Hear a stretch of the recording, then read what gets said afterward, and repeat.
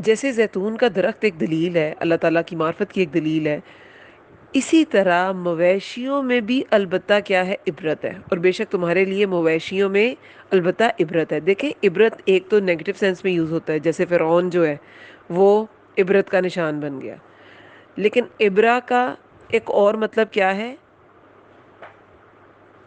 کہ اللہ کسی کے ایمان کو غور و فکر کے بعد بڑھا دے، وہ بھی عبرہ ہے، اس کو بڑھا دیتا ہے، اس کو تیار کر دیتا ہے کہ وہ اللہ کی اطاعت کر سکے۔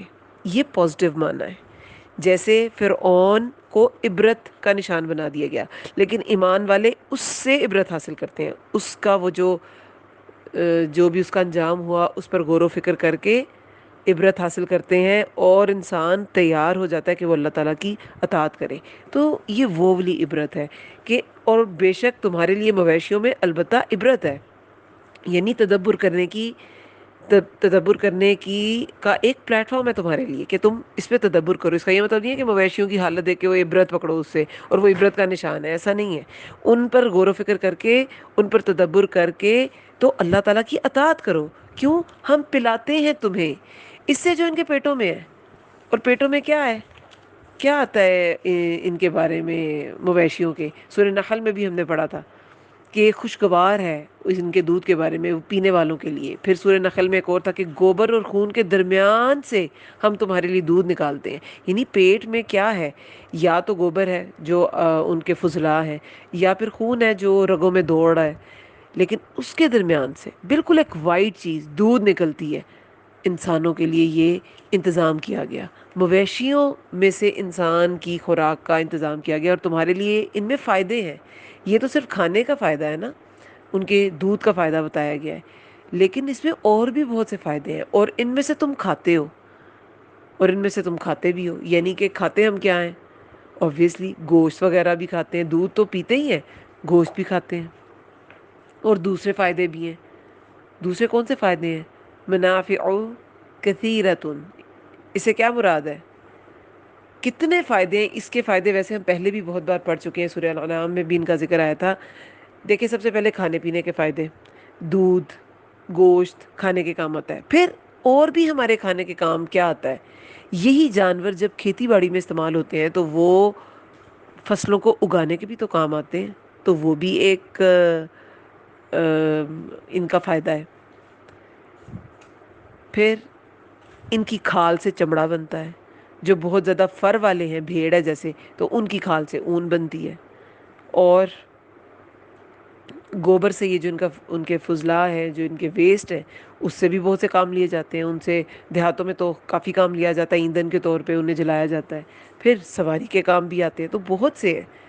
اور اب تو کہا جاتا ہے، استاذہ کے لیکچر میں تھا کہ ہڈیاں پیس کر ان کی، جیسے برتن ہوتے ہیں نا، پلاسٹک یا چینی ہم سیرامک کی سمجھتے تھے یوز ہوتی ہے، مٹی یوز ہوتی ہے، لیکن ان کی ہڈیاں پیس کر، جانوروں کی ہڈیاں پیس کر بھی برتنوں میں استعمال ہوتی ہیں، وہ برتن بنانے کے کام آتی ہیں۔ تو کتنے سارے فائدے ہو گئے۔ تو ان سب فائدوں میں کیا ہے؟ یہ اللہ تعالیٰ کی قدرت کا مظہر ہے کہ دودھ بھی نکلتا ہے، اور گوشت بھی ہم اسے حاصل کرتے ہیں، پھر اس کے دوسرے اتنے سب فائدے ہیں، اتنے سارے فائدے ہیں، ٹھیک ہے۔ وَعَلَيْهَا، اور ان پر، وَعَلَى الْفُلْكِ، اور کشتیوں پر، تُحْمَلُونَ، اب یہ ایک اور فائدہ ہے، کیا؟ سواری کا، کہ ان پر، یعنی کہ یہ جو جانور ہیں جن کا بھی ذکر ہوا تھا، ان پر، انعام پر اور کشتیوں پر تم سوار کیے جاتے ہو۔ یہ جو انعام ہے یہ سمندر میں تو نہیں کام آئیں گے نا، تو زمین پر یہ جانور استعمال ہوتے ہیں، اور آج کی تاریخ میں تو گاڑیاں بھی بہت سی ہیں، وہ بھی ڈسکوری ہوئی یا انوینشن ہوئی۔ اللہ تعالیٰ نے انسان کے دماغ کو طاقت دی تو اس نے انوینٹ کی گاڑیاں اور مختلف طرح کی وہیکلز۔ اب تو ایئر ٹرانسپورٹ بھی اتنی طرح کی ہے، ہیلی کاپٹرز ہیں، ایروپلینز ہیں، اور بھی کافی کچھ ہے۔ اور سمندر میں بھی، سمندر میں کشتیاں، اور کشتی کے بارے میں یہ اب آگے بات آئے گی کہ کشتی بنانے کا فن بھی اللہ نے ہی سکھایا تھا۔ کیسے؟ اب آگے قوم نوح کی بات آ رہی ہے، نوح علیہ السلام کا واقعہ آ رہا ہے۔ وَلَقَدْ، اور البتہ تحقیق، ارسلنا بھیجا ہم نے، رسالہ کیا ہوتا ہے؟ بھیجنا، رسول بھی اسی سے ہے، نوح کو علیہ السلام، الی قومہ، طرف اس کی قوم کے، فقال، تو اس نے کہا، یا قوم اعبدوا اللہ، اے میری قوم عبادت کرو اللہ کی۔ وہی پیغام جو سورہ ہود میں ہر پیغمبر نے دیا، یا قوم اعبدوا اللہ، اے میری قوم عبادت کرو اللہ کی، ما نہیں، لکم تمہارے لیے، من الہ کوئی الہ، غیرہ اس کے سوا، سوائے ہو اس کے یعنی اللہ کے، افلا کیا پھر نہیں، تتقون تم ڈرتے۔ اب یہاں پر نوح علیہ السلام کا ذکر ہے کہ انہیں ایک بستی کی طرف بھیجا گیا۔ نوح علیہ السلام کے بارے میں دیکھیں، آتا ہے کہ نوح علیہ السلام پہلے رسول تھے۔ دیکھیں قرآن میں نا پیغمبروں کی تاریخ جو ہے، حضرت آدم علیہ السلام کا بھی قصہ ہے، نوح علیہ السلام سے پھر باقاعدہ تاریخ شروع ہوتی ہے رسولوں کی، کہ جنہیں باقاعدہ شریعت دی گئی۔ انبیاء تو آئے پہلے بھی، نوح علیہ السلام کی قوم جو ہے وہ حضرت آدم علیہ السلام کے دین پر ہی تھی۔ حضرت آدم علیہ السلام سے نوح علیہ السلام تک دین وہی تھا، دین تو سبھی انبیاء کا ایک ہی تھا، اسلام۔ سب نے اسلام کی دعوت دی، سب نے اللہ کا تعارف پہلے کرایا کہ وہ الہ واحد ہے۔ کیا ہے؟ ما لکم من الہ غیرہ، نہیں تمہارے لیے کوئی الہ برحق سوائے اس کے۔ سب نے پہلے تعارف کرایا، سب نے پہلے عبادت کا حکم دیا۔ تو نوح علیہ السلام نے بھی یہی کیا، لیکن ان کی قوم تک آتے آتے حضرت آدم علیہ السلام، اس کے بعد شیس علیہ السلام، ادریس علیہ السلام، جو بھی پیغمبر تھے، تو ان میں وہ امت واحدہ تھی۔ ان میں کوئی ان کے لیے جو احکامات تھے ان میں چینجنگز نہیں تھی۔ لیکن جب نوح علیہ السلام کی قوم کا وقت آیا تو انہوں نے شرک کر دیا۔ نافرمانیاں پہلے بھی تھیں مگر شرک نہیں تھا۔ تو نوح علیہ السلام کی قوم میں کیا چیز تھی؟ شرک۔ نوح علیہ السلام پہلے رسول تھے جنہیں باقاعدہ شریعت دی گئی، پہلے سب ایک ہی امت تھے۔ اور پھر انہوں نے جب شرک کیا، انہوں نے پہلی بار بتوں کی پرستش کی، تو نوح علیہ السلام کو باقاعدہ شریعت دے کے بھیجا گیا۔ 5 بت تھے، ان کے بارے میں ہم پڑھ چکے ہیں، ود، سوا اور نصر، یغوث، یعوق۔ اور یہ 5 جو لوگ تھے جن کے بت بنا کے انہیں پوجا گیا، دراصل یہ بہت نیک لوگ تھے، اولیاء اللہ تھے، مگر شیطان نے کیا ان کے دلوں میں ڈالا، وسوسہ ڈالا کہ ان کی تصویر بنا کے رکھ لو، یہ اتنے نیک لوگ ہیں، تم انہیں یاد کرتے رہو گے تو تم بھی نیکی کی طرف راغب رہو گے۔ پھر کچھ عرصے بعد کیا وسوسہ ڈالا کہ یہ تصویریں تو مٹ جائیں گی، ختم ہو جائیں گی، ان کا بت بنا لو۔ بت تو نہیں اتنی آسانی سے وان وے ہوتا نا، وہ اتنی جلدی خراب نہیں ہو سکتا، مٹ نہیں سکتا، گھس نہیں سکتا، تو انہوں نے بت بنا دیے۔ پھر کیا دل میں خیال ڈالا، یہ شیطان کا وسوسہ، یہ ہلکی سی کان میں سرسراہٹ، اس کا جو شر ہے نا وہ اس ہلکی سی سرسراہٹ سے ہی شروع ہوتا ہے، کہ بس پہلے تصویر، پھر بت، پھر کیا ڈالا کہ یہ نیک لوگ ہیں، تم تو اتنے نیک ہو نہیں، ان کے وسیلے سے مانگو تو پھر تمہاری دعائیں قبول ہوں گی۔ تو بس پھر انہوں نے وسیلہ بنا لیا، پہلے وسیلہ بنایا، پھر انہی کو ہی پوجنا شروع کر دیا کہ بس تم لوگ ہی ہمیں پہنچاؤ گے۔ انہیں بالکل اللہ کو بھول گئے، انہی کو یاد کرتے رہتے تھے، انہی کو خوش کرنے کے لیے، انہی کی نظر و نیاز، انہی کی ہر چیز۔ تو اللہ کے لیے صرف اللہ کو اللہ ماننا ضروری نہیں، اس سے ہی صرف آپ کی توحید کمپلیٹ نہیں ہوتی، اللہ کی ہر صفت میں اس کو یکتا ماننے سے توحید کمپلیٹ ہوتی ہے۔ اللہ تعالیٰ کی ذات میں بھی کوئی شرک نہیں، ذات میں بھی توحید، اس کی صفات میں بھی اور اس کی عبادات میں بھی۔ عبادت بھی صرف اللہ کی کرنی ہے، کسی کو کسی بھی طرح کے اختیار کا، وہ اختیار جو اللہ کے پاس ہے، کسی اور کو اس اختیار کا مالک نہیں سمجھنا۔ تو وہ یہ سب کرنے لگے تھے، انہوں نے اللہ کی صفات اور اختیارات میں دوسروں کو شامل کر لیا تھا۔ تو پھر اللہ تعالیٰ نے ان کی طرف کس کو بھیجا؟ نوح علیہ السلام کو۔ انہوں نے اللہ کا پیغام دیا کہ اے میری قوم، اللہ کی عبادت کرو اور اس کے علاوہ کوئی الہ برحق نہیں۔ فقال الملأ، تو کہا سرداروں نے، ملأ الذین، جنہوں نے کفروا، کفر کیا، من قومہ، اس کی قوم میں سے، ما نہیں، ھذا یہ، الا مگر، بشر مثلکم، ایک انسان تمہارے جیسا، مثل مثال تمہارے جیسی، مثل تمہارے جیسا، کم تمہارے پلورل ہے کہ یہ تو ایک انسان ہے تمہارے جیسا۔ یریدو، رود کیا ہوتا ہے؟ چاہنا، را واو دال اس کا روٹ ورڈ ہے۔ یریدو جو چاہتا ہے، ان یتفضل، فضل کہ وہ فضیلت حاصل کر لے علیکم تم پر، ولو اور اگر شاء اللہ چاہتا اللہ، لانزل البتہ وہ اتارتا ملائکہ فرشتے، ماں نہیں سمعنا سنا ہم نے بہذا اس بات کو، فی آبائنا اپنے آباء و اجداد میں، فی آبائنا الاولین اپنے آباء و اجداد میں، اولین پہلے۔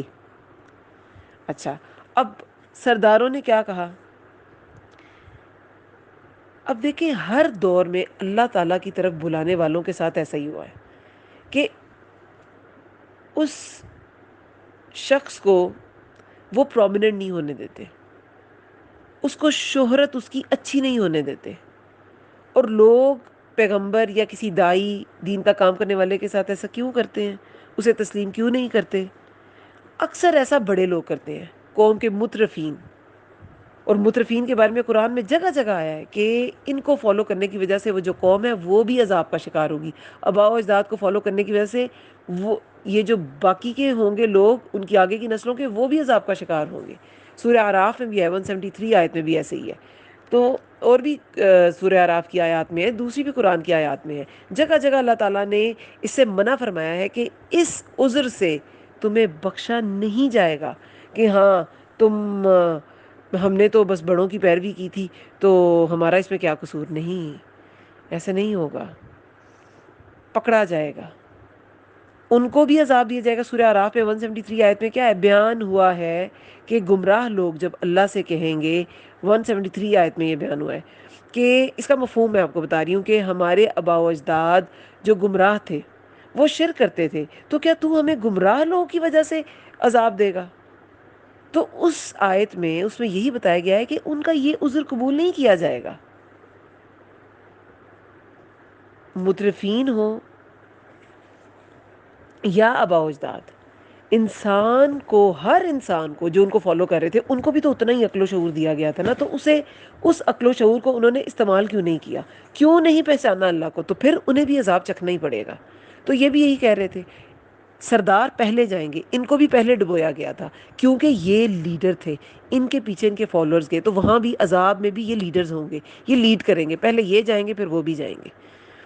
تو قوم کے جو بڑے ہوتے ہیں وہ خود کو بڑا بنانے کے لیے دیکھیں ساری زندگی محنت کرتے ہیں، تو جب کوئی دوسرا ان کے جیسا بننے لگتا ہے، ان جیسی امپورٹنس حاصل کرنے لگتا ہے، تو وہ کیا ہوتے ہیں؟ انسیکیور ہو جاتے ہیں، وہ اس کو اپنا حریف سمجھ لیتے ہیں، انسیکیور ہو جاتے ہیں، اور عوام کی توجہ اس سے ہٹانے کے لیے ہر ممکن کوشش کرتے ہیں، ہر طرح سے وہ دائی کو یا پیغمبر کو، پیغمبروں کے ساتھ بھی ایسے ہی ہوا، آج کا دائی دین کیا ہے؟ پیغمبروں کو بھی نہیں لوگوں نے چھوڑا، ان کو بھی غلط ثابت کرنے کی، نیچا دکھانے کی کوشش کرتے رہتے ہیں۔ تو اس میں بھی یہی کہا، یہی بتایا جا رہا ہے کہ اس کے سردار، ملاؤ کیا ہوتا ہے؟ میم لام حمزہ اس کا روٹ ورڈ ہے، بھرا ہوا ہونا، ملا ہوتا ہے بھرا ہوا ہونا، تو سردار کیا ہوتے ہیں؟ تکبر سے بھرے ہوئے ہوتے ہیں۔ ایک اور بھی اس کا کیا مطلب کیا جاتا ہے کہ سرداروں سے جو دربار ہے، فرعون کے سرداروں کے بارے میں بھی آیا تھا ملاؤ کہ اس کے سردار، تو سرداروں سے فرعون کا دربار بھرا ہوا تھا، جو بھی سردار ہوتے ہیں، جو مترفین ہوتے ہیں کسی بھی ریاست کے، ان سے انہی سے دربار بھرے ہوئے ہوتے ہیں، تو اس لیے ان کو ملاؤ کہتے ہیں، بھرے ہوئے۔ تو کہا سرداروں نے جنہوں نے کفر کیا تھا اس کی قوم میں سے کہ یہ تو تمہارے جیسا انسان ہے جو بس تم سے نا ممتاز ہونا چاہتا ہے، تم پر فضیلت حاصل کرنا چاہتا ہے، اور اگر چاہتا اللہ، اگر اللہ نے کسی کو بھیجنا ہی تھا تو وہ کوئی فرشتہ ہی بھیج دیتے، اسی کو کیوں بھیجا؟ نہیں سنا ہم نے اس بات کو اپنے آباء و اجداد میں پہلے، کہ ہم نے تو ایسی کوئی بات اپنے آباء و اجداد میں پہلے نہیں سنی، کہ یعنی کہ وہ اپنے آباء و اجداد کو ہی آنکھیں بند کر کے فالو کر رہے تھے، اور اب چاہتے تھے کہ انہیں بھی ان کی عوام آنکھیں بند کر کے بالکل ایسے ہی فالو کرے۔ تو ہم نے تو یہ پہلے سنا نہیں، اور اگر فرشتہ آتا تب بھی ہم یہ پڑھ چکے ہیں کہ فرشتے بھی اگر آتے تو کیا ہوتا؟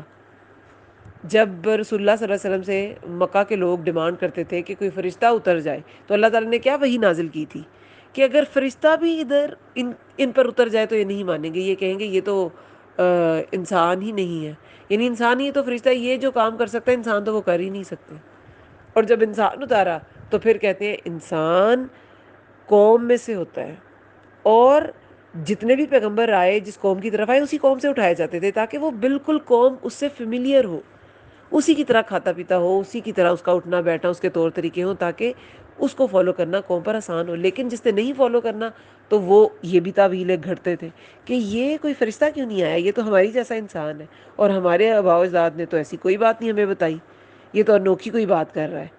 ان نہیں ہوا وہ الا مگر رجلم ایک شخص بھی جس کو جنتن جنون ہے، فتربصوا تو انتظار کرو بھی ساتھ اس کے حتی حین ایک وقت تک، کہ نہیں وہ مگر ایک شخص، یہ کچھ بھی نہیں ہے، بس ایک عام سا انسان ہے جس کو جنون ہے۔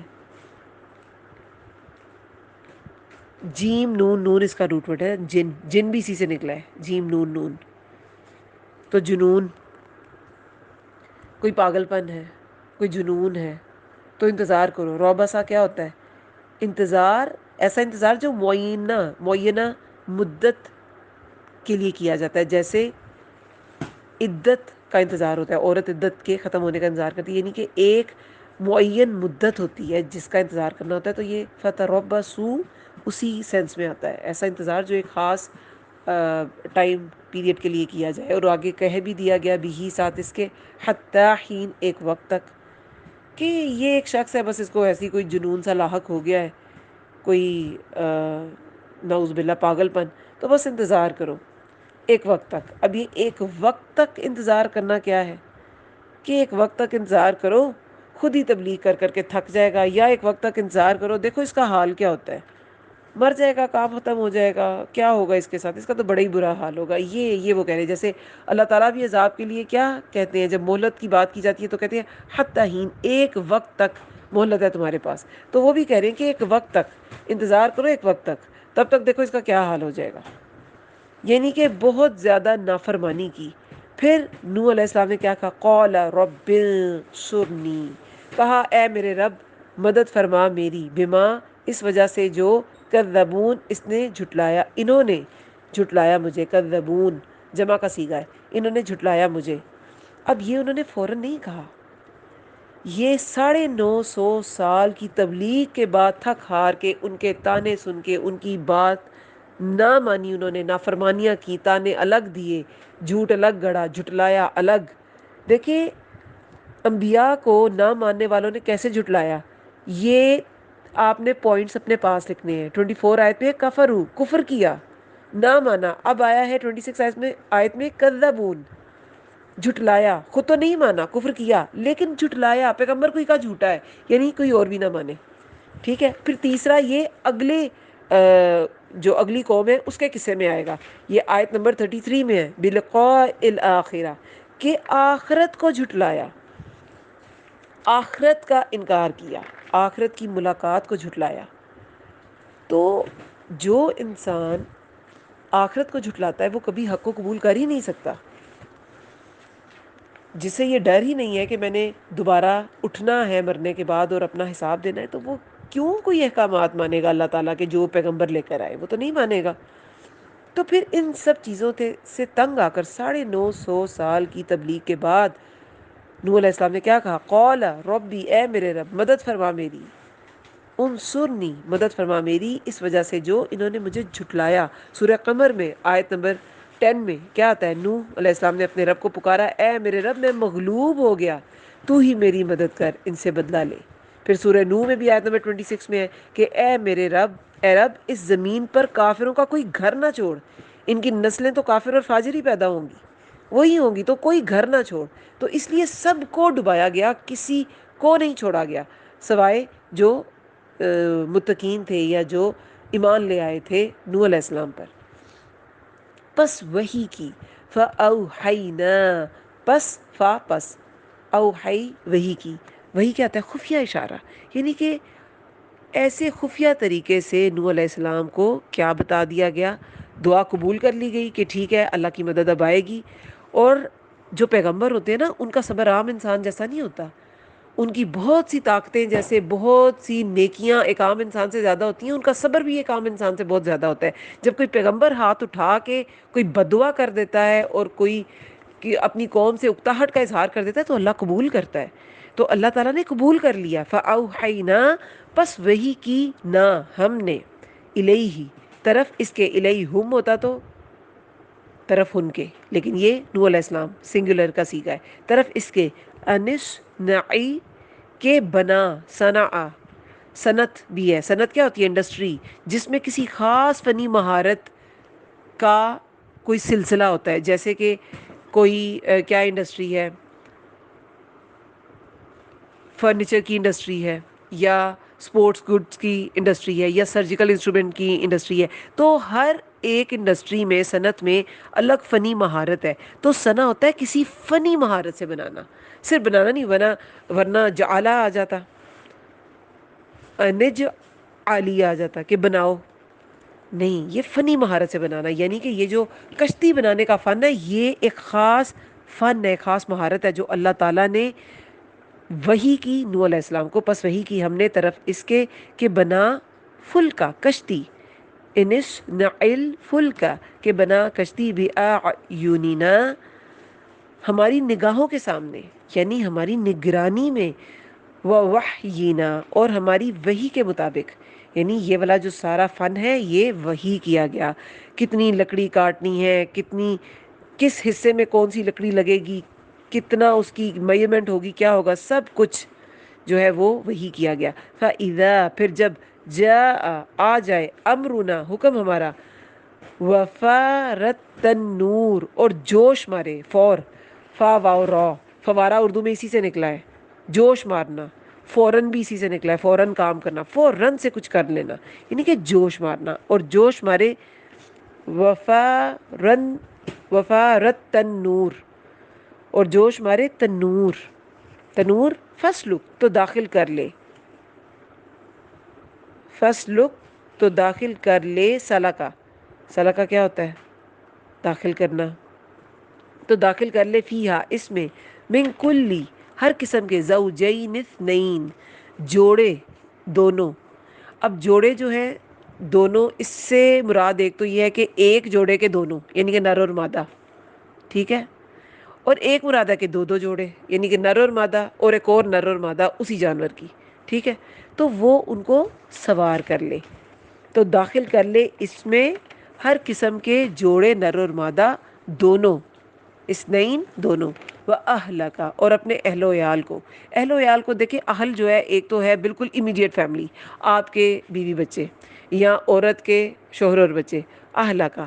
لیکن ایک نبی کے لیے اس کے سارے فالوورز جو ہوتے ہیں وہ اہل ہی ہوتے ہیں، ٹھیک ہے. تو اپنے اہل و عیال کو، اپنے فالوورز کو اس میں سوار کر لو، اس کشتی میں داخل کر لو. الا مگر ما سبقہ جو پہلے ہو چکی، علیہا اس پر، علیہ القول بات، منہم ان میں سے، یعنی کہ سب کو سوار کر لو مگر جن پر بات طے ہو چکی.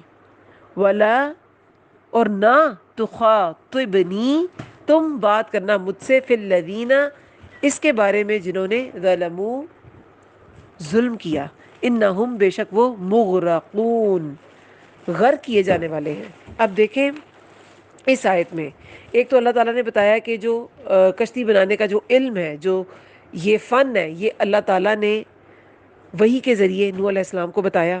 اور پھر نشانی بھی بتا دی کہ جب یہ کیسے ان پر عذاب آئے گا، پانی ابل پڑے گا چشموں سے.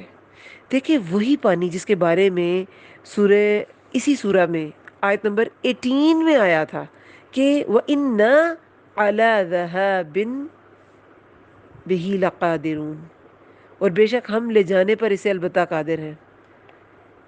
پہلے کہا 18 آیت میں کہ ہم نے آسمان سے پانی اتارا ایک خاص اندازے پر، اسے زمین میں ٹھہرایا انسان کے لیے تاکہ وہ اس میں پھلے پھولے، اور اللہ اسے لے جانے پر بھی قادر ہے کہ وہ ختم کر دے، پانی لے جائے اور انسان کو ملے ہی نہ. اور اب اس کو ایکسیس میں ابال دینے پر، اس کو جاری کر دینے پر بھی قادر ہے. دیکھیں یہاں پر ورڈ جو ہے نا وہ جاری نہیں کہا گیا، یہ اللہ کے غضب کو شو کر رہا ہے. وفارت تنور کہ وہ پانی جو ہے جوش مارے، تنور وہ جوش مارے گا، وہ ابل پڑے گا. جاری نہیں کیا گیا، ابل پڑے گا. اللہ تعالیٰ کے غضب کو شو کیا جا رہا ہے. یہاں تنور سے مراد جو ہے نا، تنور کہتے ہیں چھوٹا سا کنواں، ایک گہری سی جگہ. ایک رائے ہے کہ ساری زمین کو ہی تنور کہا گیا کیونکہ ساری زمین کے چشمے ابل پڑے تھے، پانی پانی ہو جائے. پھر ایک رائے ہے کہ ساری زمین کو تنور کہا گیا. ایک ہے کہ ساری زمین کے جو چشمے ہیں ان کو تنور کہا گیا کہ وہ ابل پڑے. پھر یہ ہے کہ ساری زمین ابل پڑی. ایک رائے ہے کہ ایک خاص جگہ کو تنور کہا گیا اور یہ ایک نشانی بنا دیا گیا نوح علیہ السلام کے لیے کہ جب وہاں سے تنور سے پانی نکلے گا تو سمجھ جانا کہ عذاب آنے والا ہے، کیونکہ اس کے آگے ساتھ ہی کیا کہا گیا ہے، فَاسْلُک، تو داخل کر لے. پھر جب آ جائے حکم ہمارا اور جوش مارے تنور تو داخل کر لے اس میں ہر قسم کے جوڑے دونوں. تو جب وہ تنور جوش مارے گا، اب واللہ عالم کہ مطلب وہ ایک خاص جگہ تھی، جب وہ جوش مارے گی وہ تنور، اس سے پانی نکل آئے گا تو تم نے سوار کر دینے سارے جوڑے اور اپنے اہل کو.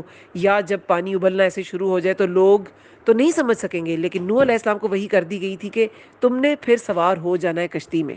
اور کہتے ہیں کشتی بنانے کے دوران بھی یہ بہت مذاق اڑاتے رہے وہ قوم کے لوگ نوح علیہ السلام کا. یہ ایسے ہی نہیں ان پر اتنا سخت عذاب آیا تھا. تو پھر تم سوار کر لینا، تم داخل کر دینا. داخل بھی صلاح کا ہوتا ہے آرام سے داخل ہونا. داخل کر لینا نر اور مادہ جوڑوں کو، تمام جانوروں کے ہر قسم کے، اور اپنے اہل و عیال کو بھی اس میں شامل کر لینا، جیسے کہ میں نے بتایا اپنے سارے فالوورز کو. مگر جو پہلے ہو چکی، من سبق علیہ، سبق کے بعد اگر لی ہوتا نا، سبق لی تو ہوتا جن کے لیے، جن کے حق میں، جن کے لیے لی ہوتا ہے نا، لیے تو جن کے حق میں طے ہو چکی.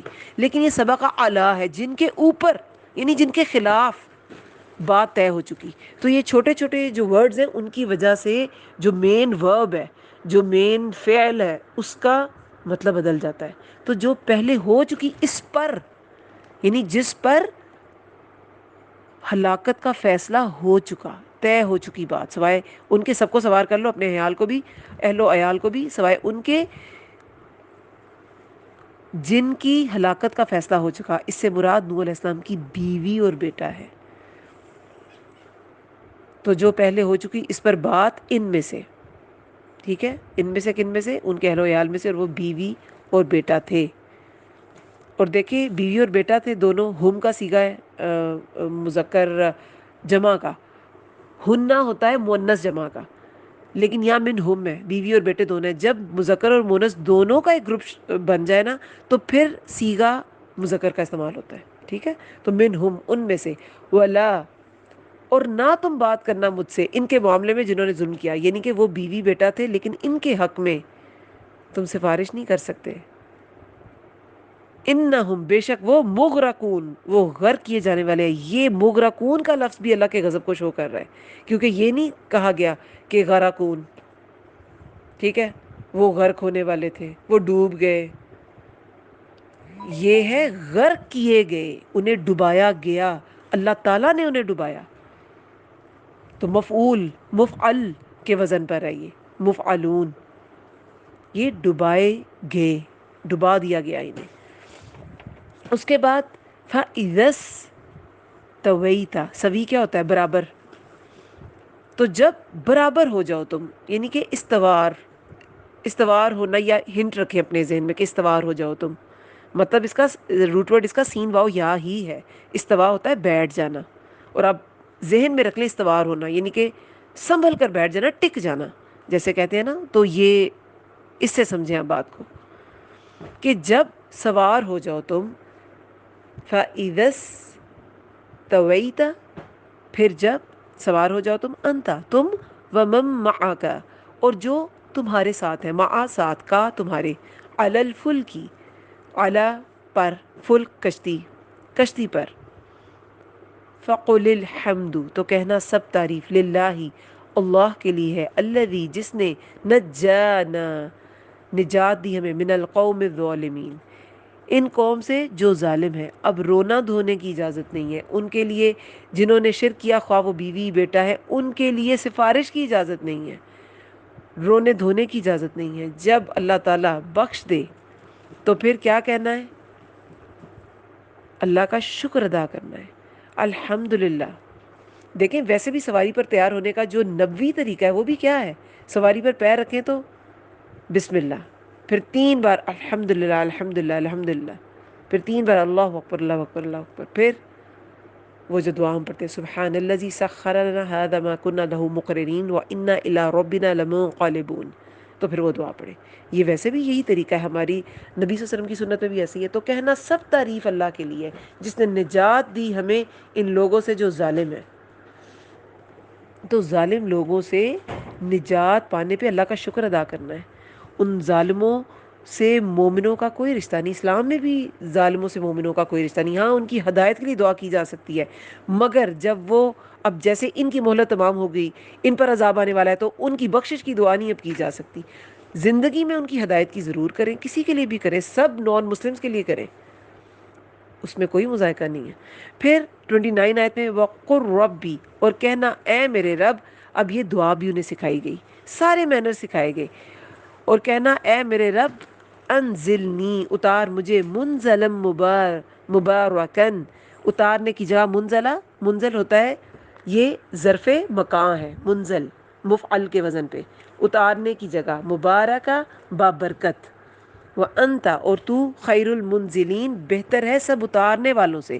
اور منزلین کا ایک جو معنی ہے وہ مہمان نواز بھی ہوتا ہے منزل کا، کیونکہ سورہ یوسف میں ہم نے کیا پڑھا تھا، انہوں نے کیا کہا تھا کہ دیکھو میں کیسا پیمانہ پورا پورا دیتا ہوں، انا خیر منزلین، میں بہترین مہمان نواز ہوں، وہاں بھی منزلین آیا تھا، ٹھیک ہے، تو مہمان نواز بھی، تو جہاں پر تم اترو گے اللہ تعالیٰ بہترین مہمان نوازی کرنے والا بھی ہے۔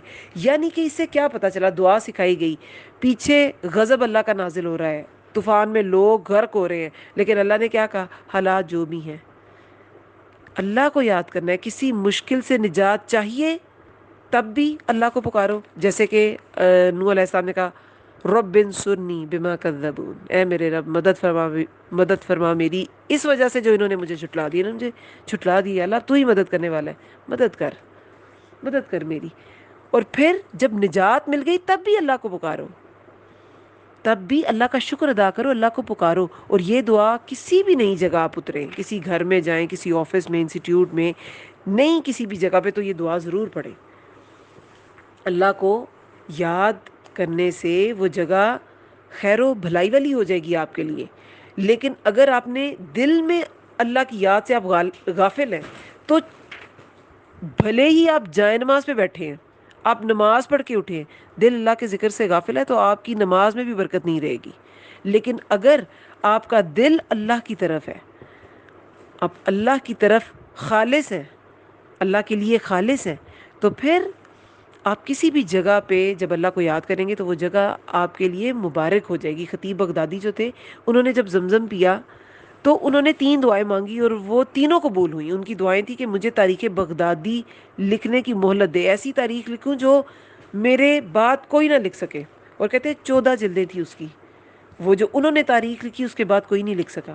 پھر انہوں نے دوسری دعا مانگی مجھے بغداد کے جامع میں پڑھانے کا موقع دے، یعنی کہ بغداد کا جامع بہت بڑی یونیورسٹی تھی، جیسے آج کل کوئی بھی آپ بڑی یونیورسٹی آپ سمجھ لیں، اسٹینفورڈ سمجھ لیں، ہارورڈ، آکسفورڈ، کیمبرج، جو بھی ہے۔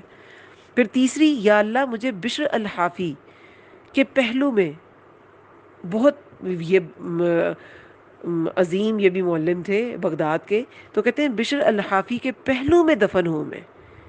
تو یہ کیوں تھا؟ نیک ساتھی کا ساتھ دنیا و آخرت میں بھلائی کا سبب بنتا ہے، ان کی قبر پر رحمت ہوگی تو مجھے بھی کچھ حصہ ملے گا۔ یعنی بابرکت جگہ جو ہے نا وہ بڑی امپورٹنٹ ہے، بابرکت جگہ کی دعا کرنی چاہیے۔ یہ دعا ضرور سب سیکھیں، ربی انزلنی منزلا مبارکا وانت خیر المنزلین۔ جب نبی صلی اللہ علیہ وسلم سمود کی بستیوں سے گزرے تھے تو نبی صلی اللہ علیہ وسلم نے کیا کہا تھا، یہاں نہیں ٹھہرنا، ٹھہرنے کی اجازت نہیں دی تھی، کیونکہ جگہوں میں بھی برکت ہوتی ہے اور بے برکتی ہوتی ہے، تو ان جگہوں پہ انہوں نے کہا نہیں ٹھہرنا یہاں پہ۔ عاد، جو قوم عاد تھی، وہ دوبارہ وہ فلرش ہی نہیں وہ جگہ کر سکی، وہ ویرانے اور کھنڈرات ہی رہے ہمیشہ۔ پھر ان فی ذالک، بے شک اس میں، لآیات، البتہ نشانیاں ہیں، وَإِن، اور بے شک کننا ہیں ہم، لمبتلین، البتہ آزمانے والے۔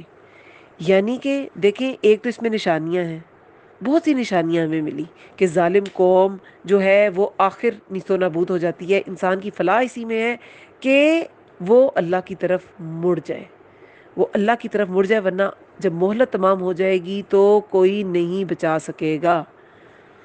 اور پھر دیکھیں جو مومن ہے اس نے ایسے لوگوں پہ غم بھی نہیں کرنا، یہ بھی ایک، اس میں یہ بھی ایک تدبر کی بات ہے کہ بیچارے سب مر گئے۔ قرآن میں کیا آتا ہے کہ نوح علیہ السلام کے بارے میں کہ ہم نے اسے کرب عظیم سے نجات دی، تو کرب عظیم سے جب نجات مل گئی، خود ہی دعا کی تھی نوح علیہ السلام نے، تو پھر اگر کوئی رشتہ دار بھی اس کی زد میں آ گیا تو ایمان جو ہے مقدم ہے اور باقی رشتے سب پیچھے ہیں۔ ایمان کے رشتے پھر قائم رہیں گے اور باقی کافر سے رشتہ آپ کا ٹوٹ جائے گا۔ روز قیامت بھی ایسے ہی ہوگا۔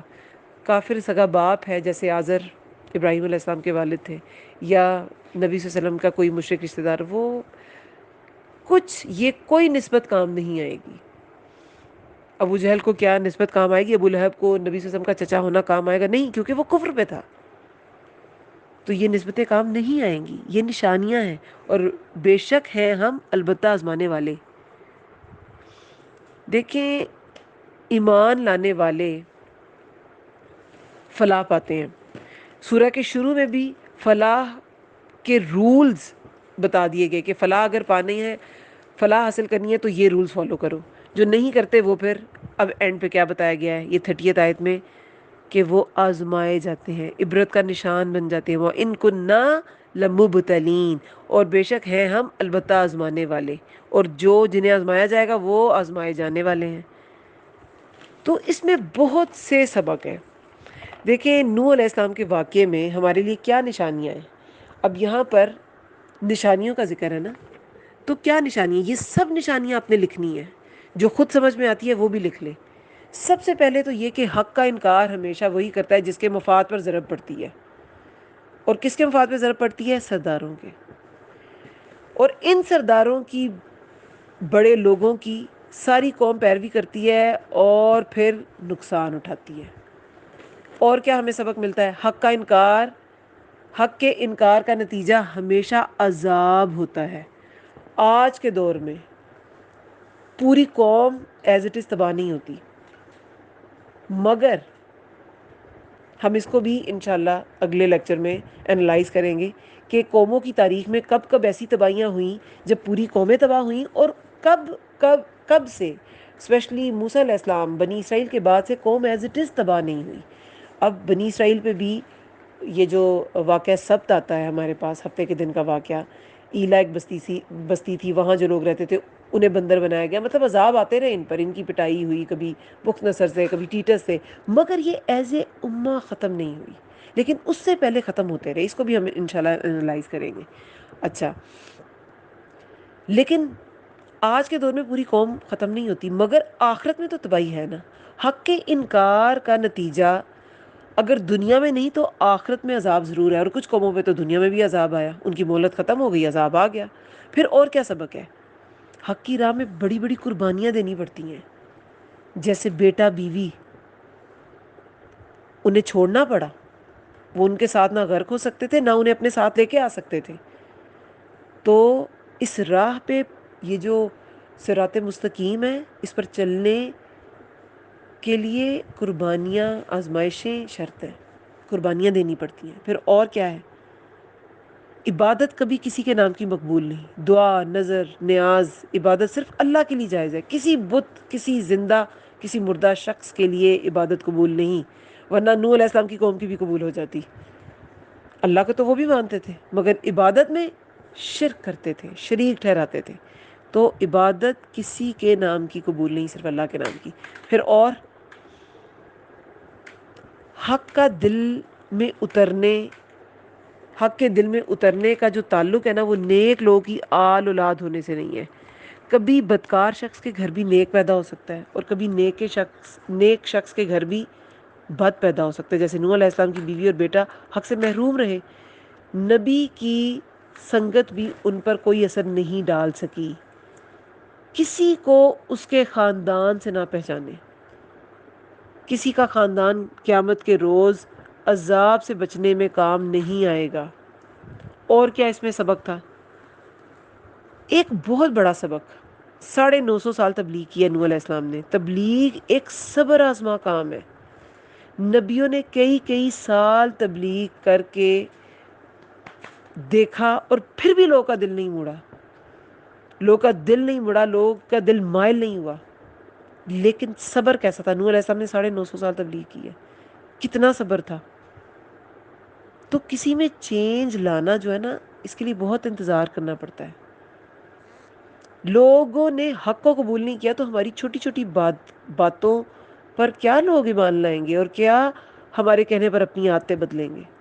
انبیاء کی باتیں لوگوں نے نہیں مانی، تو یہ ایک صبر آزما کام ہے، اس میں صبر کی بہت زیادہ ضرورت ہے۔ اور کوئی نیک بندہ اللہ کے ہاں کسی ظالم کی، کسی کافر کی، کسی مشرک کی سفارش نہیں کر سکے گا، ٹھیک ہے؟ تو یہ سب اسباق ہیں، کیونکہ یہ نشانیاں ہیں نا، تو ان پہ ہم نے غور و فکر کرنا ہے۔ بے شک اس میں البتہ نشانیاں ہیں، اور بے شک ہیں ہم البتہ آزمانے والے، تو یہ نشانیاں ہیں، یہ آپ نے ضرور نوٹ ڈاؤن کرنی ہے۔ ایک اور بات، کیونکہ نوح علیہ السلام کا واقعہ یہاں کمپلیٹ ہو رہا ہے اور آگے پھر اگلی قوم کا واقعہ سٹارٹ ہو جائے گا، اس سے پہلے ایک جائزہ ہم نے ضرور لینا ہے۔ دیکھیں، نوح علیہ السلام اور موسیٰ علیہ السلام کے کیس میں نا بہت مماثلت ہے، کیونکہ سب سے زیادہ جس نبی کی قوم کا تذکرہ ہوا اور جس کی نافرمانی کا بھی تذکرہ ہوا، وہ موسیٰ علیہ السلام ہے اور بنی اسرائیل ہے۔ اور بنی اسرائیل سے پہلے فرعون کی جو قوم ہے اس کا بھی تذکرہ قرآن میں ملتا ہے۔ تو موسیٰ علیہ السلام کا تذکرہ بہت زیادہ قرآن میں کیا گیا ہے، ان کی قوم کا بھی، ان کے واقعات کا بھی۔ تو نوح علیہ السلام اور موسیٰ علیہ السلام کے کیس میں نا مماثلت ہے۔ موسیٰ علیہ السلام کو بھی فرعون نے یہی کہا تھا کہ تم تو بادشاہت چاہتے ہو اور ہمیں نکال دینا چاہتے ہو، اور نوح علیہ السلام کی بھی قوم نے کیا کہا گیا کہ یہ تو بس فضیلت حاصل کرنا چاہتا ہے، ورنہ تو یہ تمہارے جیسا ایک عام انسان ہے، اگر ایسا ہی کچھ ہوتا تو فرشتہ کیوں نہ آتا، تو یہ تو عام سا انسان ہے، اس کی بس یہ فضیلت حاصل کرنا چاہتا ہے۔ اور موسیٰ علیہ السلام کو بھی کہا کہ تم بادشاہت چاہتے ہو۔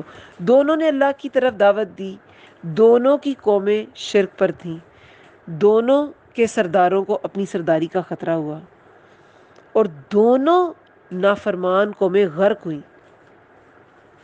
پہاڑ کا تذکرہ موسیٰ علیہ السلام کے قصے میں بھی ہے کہ انہیں ایک تو پہلے وادی طوا میں بلایا گیا، پھر تھا کہ کوہ طور میں جب تورات کے لیے بلایا گیا۔ اس میں جو جودی پہاڑ تھا وہاں پہ نوح علیہ السلام کی کشتی ٹک گئی تھی، تو دونوں کو جو فلاح کا راستہ ملا وہ پہاڑ پر ملا، یہ بھی ایک مماثلت ہے۔ پھر نبی صلی اللہ علیہ وسلم کے ساتھ بھی ایسے ہی تھا کہ اذیتیں دی گئیں، سودے بازیاں کی گئیں، سرداری میں حصہ لے لو، علاج کرا لو، من چاہی عورت سے شادی کر لو۔ تو یہ جو لگژریز آفر کرنا ہے، اور پھر جب نہیں مانے تو کیا کہا؟ وہی جو ان کو کہا گیا، نوح علیہ السلام کو، موسیٰ علیہ السلام کو، کہ تمہیں تو کوئی جنون لاحق ہو گیا۔ ابھی اس میں بھی ہم نے پڑھا کہ انہیں کہا تمہیں جنون لاحق ہو گیا۔ نبی صلی اللہ علیہ وسلم کو بھی کیا کہا گیا کہ یہ ساحر ہے، جادوگر ہے، اسے جنون لاحق ہو گیا، کوئی خلل آ گیا دماغ میں، نعوذ باللہ۔ اور موسیٰ علیہ السلام کو بھی یہی کہا گیا کہ یہ تو جادوگر ہے، یہ تو بہت ہی بڑا جادو اس نے کر دکھایا۔ نوح علیہ السلام کو بھی یہی کہا گیا اسے جنون لاحق ہو گیا ہے، یعنی کہ جن سے نکلا ہے نا، کوئی آسیب ہو گیا ہے۔ تو انتظار کرو ایک وقت تک، کہ جب تک یہ اس حال اس کا خراب ہو جائے، موت آ جائے اس کو، بس تب تک انتظار کرو، اس کا تو بس کام ختم ہی ہو جانا ہے۔ اب دیکھیں،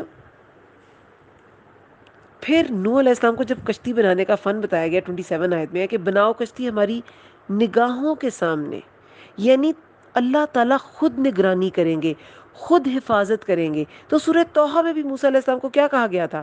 جب موسیٰ علیہ السلام کو وادی طوا میں بلایا گیا تھا، سورہ طٰہٰ میں ہم نے پڑھا، تو وہ آگ پہنچنے کے لیے وہاں گئے تھے، اور پھر اللہ تعالیٰ نے وہی نازل کر دی ان پہ۔ ابھی انہیں کلام الہی نہیں ملا تھا، تو رات تو بعد میں ملی ہے، لیکن وہی نازل کی گئی، اپنا تعارف کرایا کہ میں تمہارا رب ہوں۔ پھر کہا کہ اخترتک، میں نے تمہیں چن لیا، اپنے احسان یاد کرائے کہ تمہیں صندوق میں کیسے تمہاری ماں نے بہایا، تمہاری بہن ساتھ ساتھ چلتی تھی، پھر میں نے تمہیں تمہاری ماں کی طرف ہی لوٹا دیا تاکہ اس کی آنکھیں ٹھنڈی رہیں، فرعون کے گھر تمہاری پرورش ہوئی۔ اور پھر کیا کہا گیا؟